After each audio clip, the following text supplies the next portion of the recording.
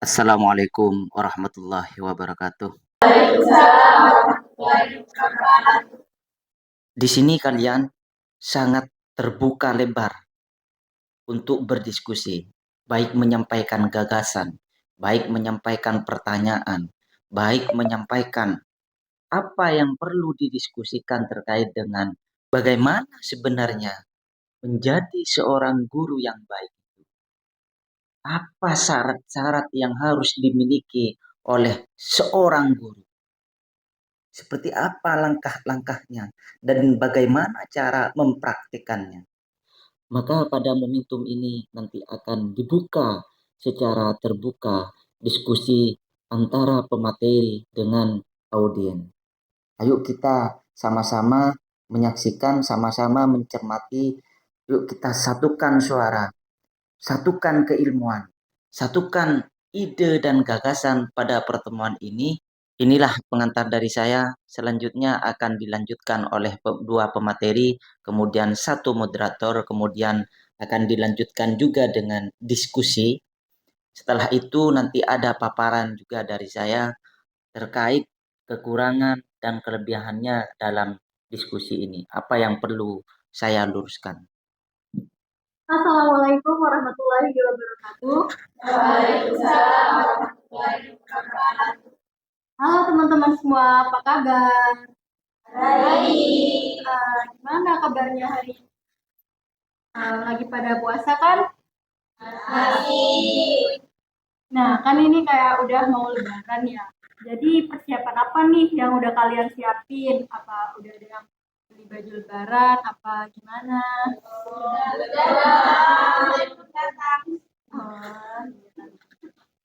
Oke, jadi kalian sudah tahu nggak di samping kanan dan kiri saya ini pemateri yang sangat luar biasa. Di sini mereka itu akan membahas materi yang luar biasa juga, yaitu keterampilan dasar guru dan profesi guru. Kalian udah pada tahu belum apa itu keterampilan dasar guru? Belum. Oke, jadi sebelum kita lanjut ke pembahasan materi, di samping kanan dan kiri saya ini ada pemateri yang sangat luar biasa. Mari pemateri silakan perkenalkan diri. Baik, terima kasih kepada moderator atas waktunya. Perkenalkan, nama saya Eka Gusira dari Prodi PGSD dan sekarang masih semester 4. Oke, luar biasa sekali. Dan di samping kiri saya ini adalah pemateri kedua, silakan Mbak perkenalkan. Oke, perkenalkan nama saya Konita Tila. Saya di sini sebagai pemateri kedua. Oke, baik.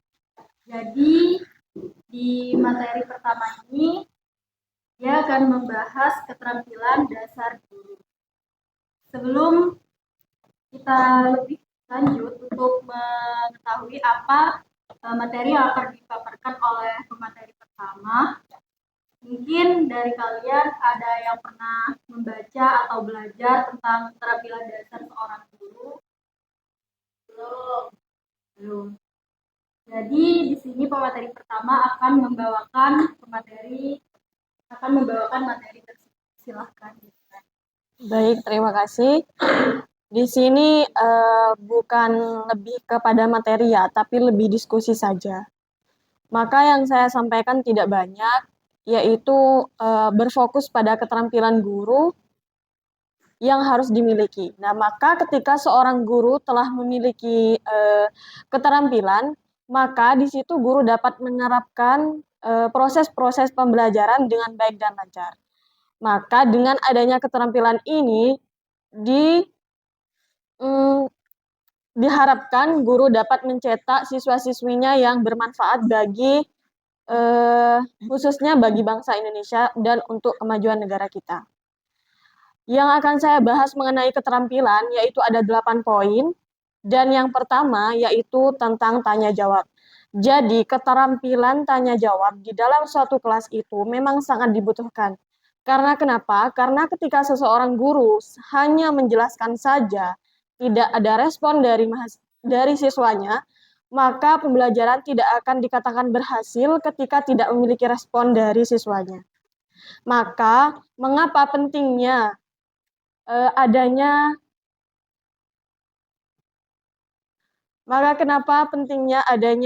keterampilan tanya jawab dari seorang guru pada muridnya, karena dapat mengukur pengetahuan sampai mana siswanya itu mengerti akan pelajaran yang dijelaskan oleh gurunya. Dan untuk poin yang kedua, yaitu keterampilan menjelaskan. Jadi, guru tidak hanya menjelaskan materi di depan saja, namun tidak sesuai atau tidak secara urut. Contohnya, ketika seseorang guru mempelajari pelajaran matematika, maka tidak mungkin guru menjelaskan bahwa angka 1 langsung ke angka 4. Maka dari situ, dengan adanya keterampilan menjelaskan, maka ditugaskan untuk guru itu menjelaskan secara sistematis. Dan untuk poin yang ketiga, yaitu keterampilan menggunakan variasi. Maka dengan pembelajaran yang menggunakan variasi, itu dapat membuat siswanya tidak monoton dengan pembelajaran yang dijelaskan oleh gurunya. Maka dengan adanya variasi ini dapat perhatian siswanya itu menarik dan fokus pada tokoh utamanya, yaitu seorang guru. Yang keempat yaitu ada memberi penguatan. Nah, biasanya penguatan ini harus terjadi pada siswa yang dikucilkan atau bahkan dibully di dalam suatu kelas. Biasanya siswa itu dibully karena maaf ya sebelumnya, mungkin yang sering terjadi bau badan. Itu sangat mengganggu teman-temannya di sekitarnya. Nah, di situ biasanya dia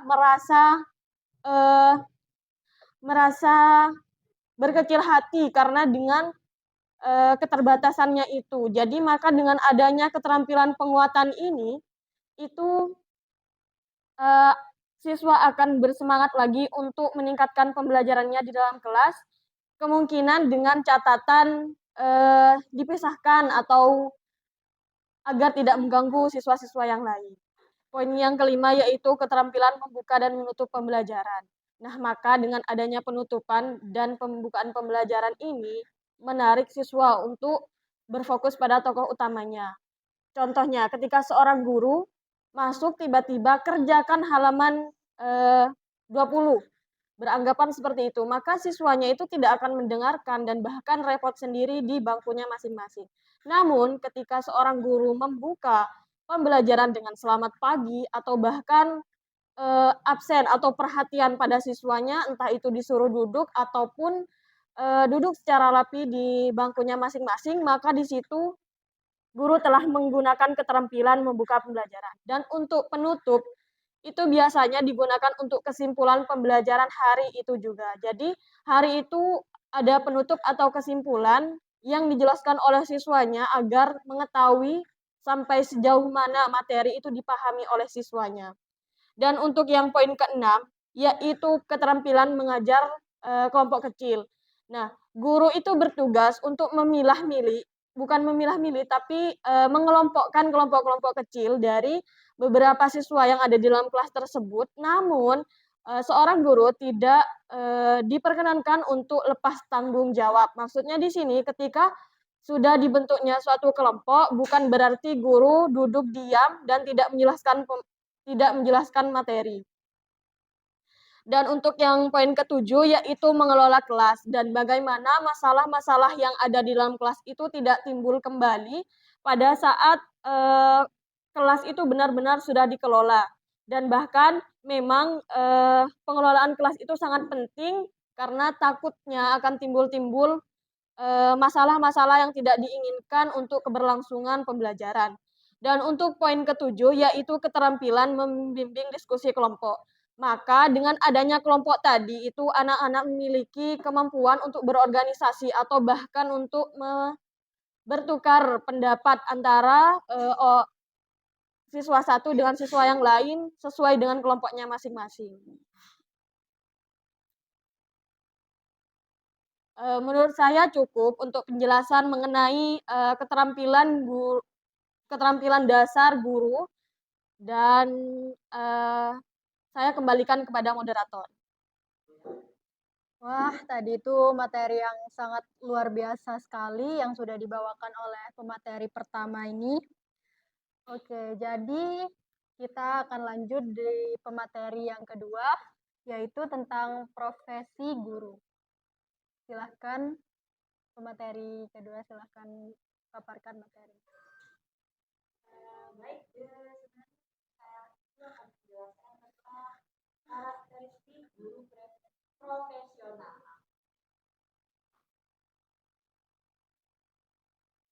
Nah, terus karakteristik guru profesional ini memiliki beberapa karakteristik utama, yaitu karakteristik yang mencakup pengajaran yang baik, terus pengetahuan subjektif yang mendalam, keterlibatan siswa, profesionalisme, pengembangan diri, kolaborasi, kemampuan komunikasi, kreativitas, serta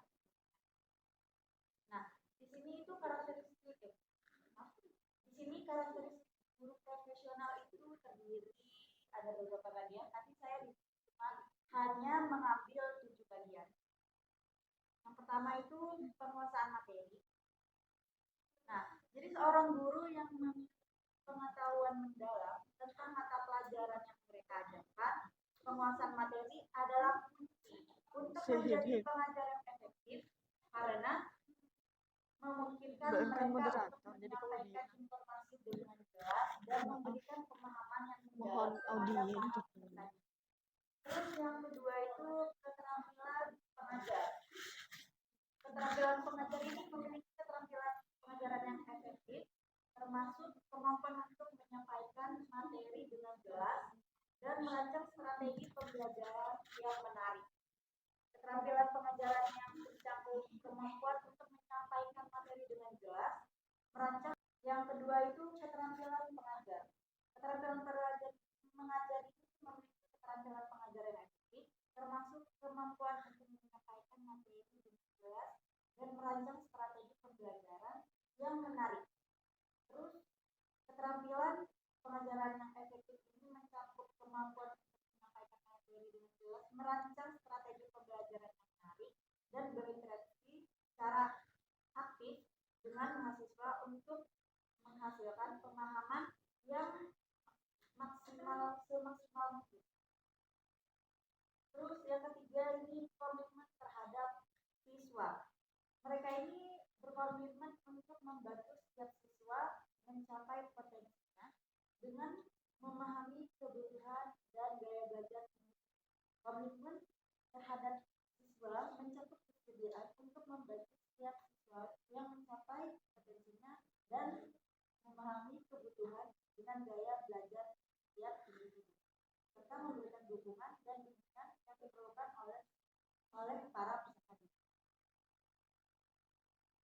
Terus yang keempat, keterlibatan profesional. Ini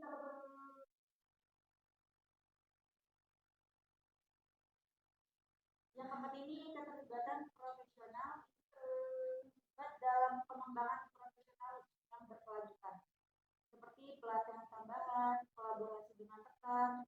Terus keterlibatan profesional guru ini juga melibatkan dedikasi untuk terus meningkatkan kualitas pengajar dan pembelajaran melalui partisipasi, pelatihan, dan refleksi serta praktek mengajar. Lalu yang kelima ini etika profesional. Mereka berperilaku secara etis, menjaga keadilan, integritas, dan menghargai keberagaman. Etika profesionalisme guru ini juga melibatkan prinsip-prinsip moral dan standar perilaku yang memandu interaksi dengan siswa dan masyarakat, termasuk integritas, rasa hormat, keadilan, dan tanggung jawab profesionalisme. Ini juga mencakup menjadi batasan antara hubungan guru dan siswa, menjaga kerahasiaan informasi pribadi antara guru dan siswa, dan memberikan umpan balik. Lalu yang keenam, refleksi dan peningkatan. Refleksi dan peningkatan guru adalah proses yang terus-menerus di mana seorang guru memeriksa dan mengevaluasi praktik pengajarannya, mendedikasi area-area yang perlu diperbaiki, dan mengambil langkah-langkah untuk meningkatkan kualitas pengajaran dan pembelajaran, serta partisipasi dalam pelatihan dan pengembangan profesionalisme untuk meningkatkan keterampilan dan pengetahuan mereka. Terus yang terakhir ini kolaborasi. Mereka bekerja sama dengan guru, sekolah, orang tua, dan komunitas untuk meningkatkan pengalaman belajar para peserta. Mungkin sekian dari penjelasan saya. Oke, baik. Barusan itu materi yang gak kalah luar biasanya sama materi pertama. Jadi, kedua pemateri di samping kanan dan kiri saya ini sangat luar biasa dalam membawakan materi mereka masing-masing. Kita beri tepuk tangan dulu untuk keduanya.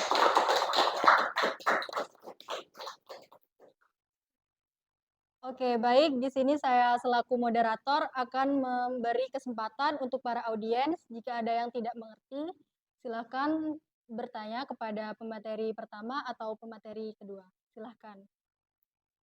Oke, baik. Silakan perkenalkan diri.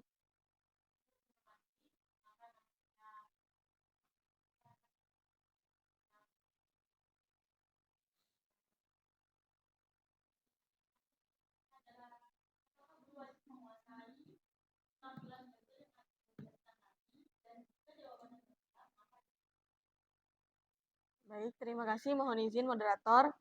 Jika menanyakan perihal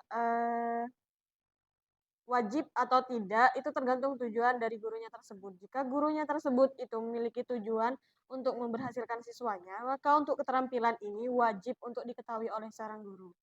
Maka jika guru tidak memiliki tujuan di dalam suatu kelas, mungkin akan sekedar mengajar dan setelah itu selesai.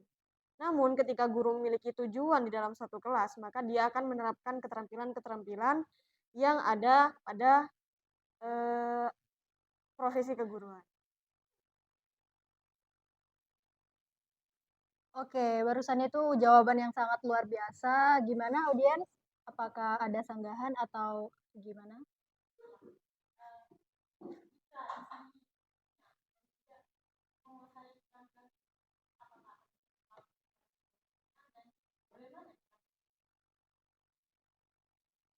Jika bertanya mengenai dampak yang terjadi ketika seseorang guru tidak menerapkan atau tidak menggunakan keterampilan dalam kelas, maka dampaknya itu pembelajaran itu tidak akan kondusif. Maka siswanya itu mudah untuk berbicara dan tidak menjadi sasaran utamanya adalah seorang guru.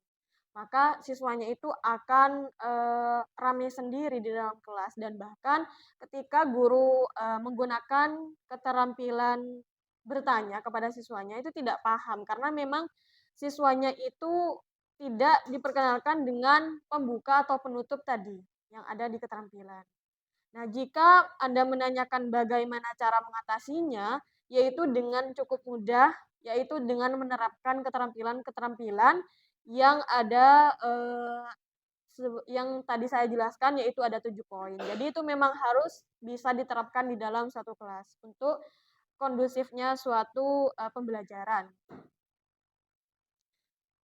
Oke, bagaimana audiens? Apa masih kurang jelas? Oke, kita beri tepuk tangan dulu untuk audiens dan pemateri kita. Oke, baik. Oh, kilo. Beda sambungannya nanti kan. Kenapa di sini? Oh iya, iya.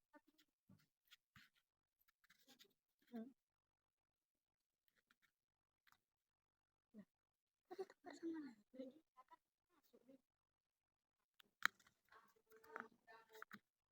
Iya tadi sorot itu tulis lah. Tukar aja. Wes lanjut aja.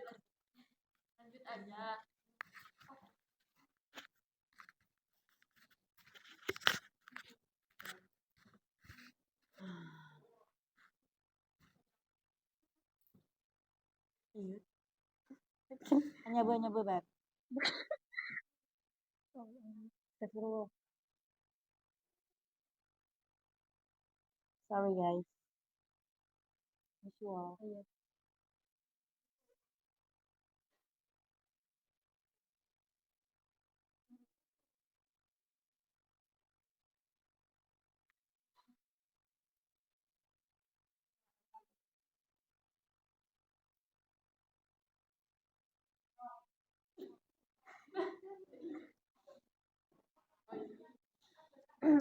Kemudian kalau suratnya.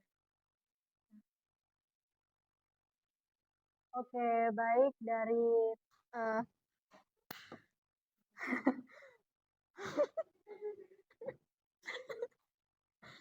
Oke.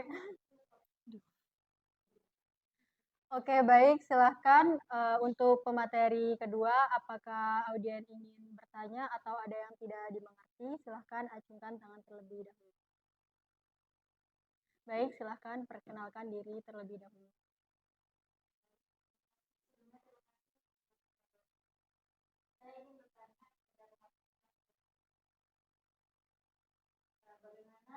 Bagaimana menurut Anda sebagai seorang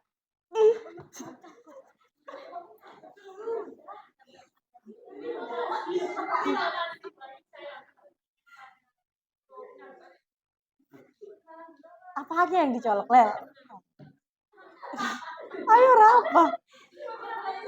Kamu dengar bilang dicolok. Ayo, Lel.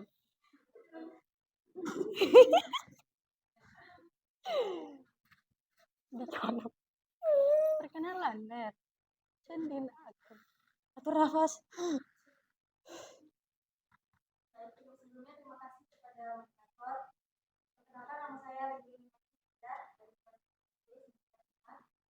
saya ingin bertanya kepada Bapak pemateri bagaimana menurut Anda sebagai calon guru masa depan yang masyarakatnya itu berpandangan bahwa guru itu harus dari dalam sekolah maupun di luar.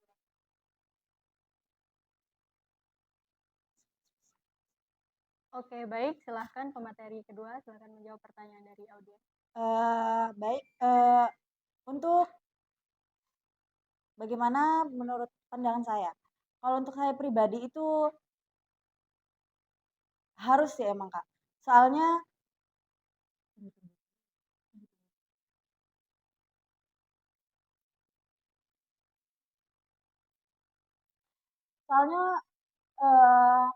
kenapa seorang guru itu harus memiliki sikap rohani yang baik atau sifat-sifat yang baik? Karena eh, sifat seorang guru itu akan digugu dan ditiru oleh para peserta didik. Jadi kita juga harus memberikan sifat yang baik, kata-kata yang baik, eh, perintah yang baik, serta hal-hal kecil baik lainnya agar kita itu bisa ditiru.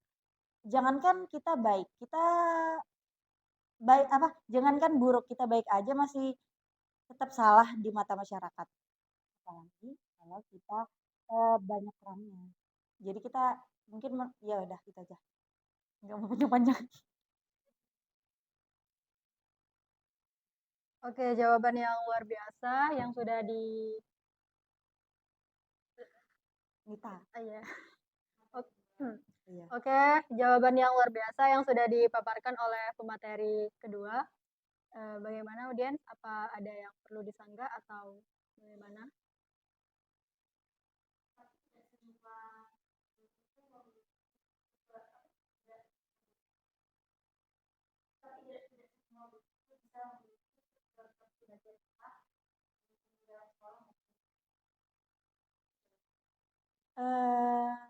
Maka dari itu memang tidak semua guru itu memiliki sifat rohani yang baik dan kebanyakan guru juga itu berusaha untuk menjadikan dirinya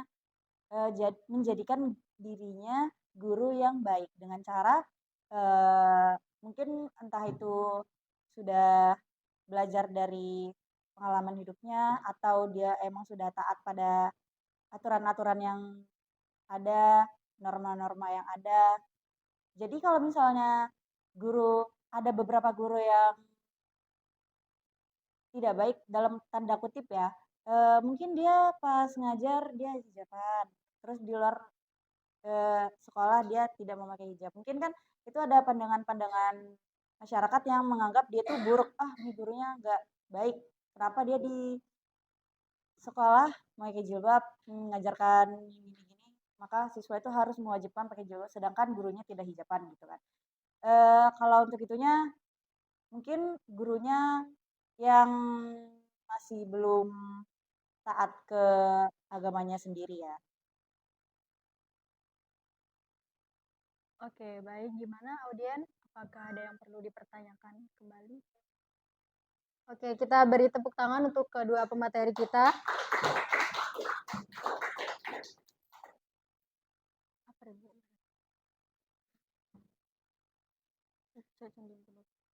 Kesimpulan. Ayo.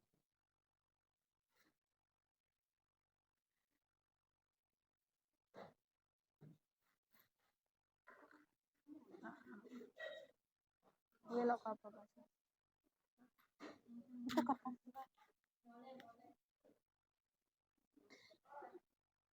Lapar.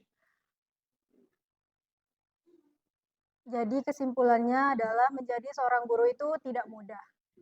Banyak sekali tuntutan-tuntutan yang harus kita hadapi, baik dari masyarakat ataupun dari pandangan orang-orang di luar sana. Jadi kesimpulan dari kedua pemateri tersebut, ada beberapa keterampilan dasar yang harus dimiliki seorang guru, seperti keterampilan bertanya, menjelaskan, dan memberi penguatan. Dan juga sebagai guru profesional, kita harus memiliki karakteristik utama, salah satunya seperti penguatan materi, keterampilan pengajaran, komitmen terhadap siswa.